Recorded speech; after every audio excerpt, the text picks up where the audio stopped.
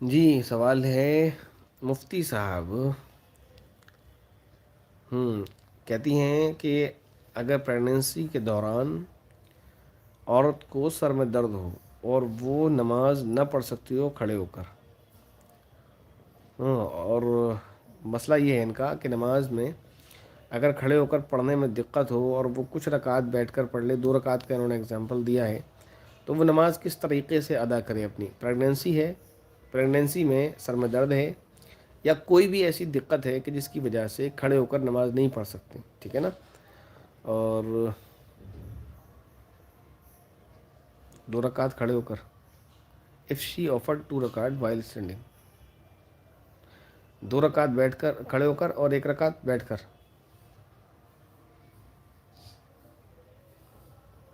تو 3 رکعت کی بہرحال میں مسئلہ بتا رہا ہوں آپ کو جو بھی ہے. اگر کسی نے نماز پڑھنے میں دقت ہو رہی ہے ان کو پریگننسی میں، جی جی 3 رکعت ہے تو 3 کا ایگزامپل دینے کی ضرورت نہیں، سب کا مسئلہ یہی ہے، کوئی بھی رکعت آپ پڑھ دیں پریگننسی میں یا کسی بھی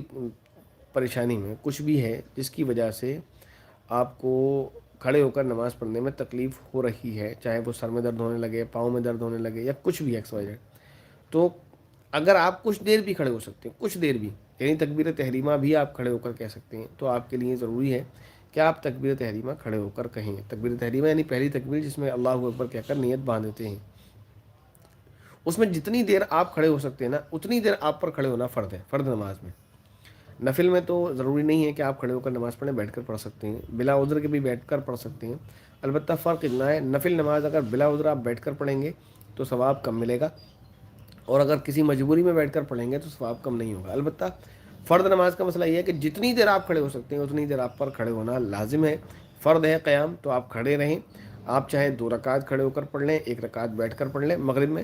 یا اسی طرح اگر آپ سے 2 رکعت میں بھی کھڑا نہیں ہو جاتا، آپ صرف 1 رکعت کھڑے ہو کر پڑھ سکتی ہیں، تو صرف 1 رکعت کھڑے ہو کر پڑھیں، 2 بیٹھ کر پڑھ لیں. اور اگر آپ سے پوری 1 رکعت میں بھی کھڑا نہیں ہوا جاتا تو آپ جتنی دیر کھڑے ہو کر پڑھ سکتی ہیں اتنی دیر کھڑی ہو جائیں اور اس کے بعد بیٹھ کر پڑھ لیں. بس آپ کے اوپر ذمہ داری اتنی ہے،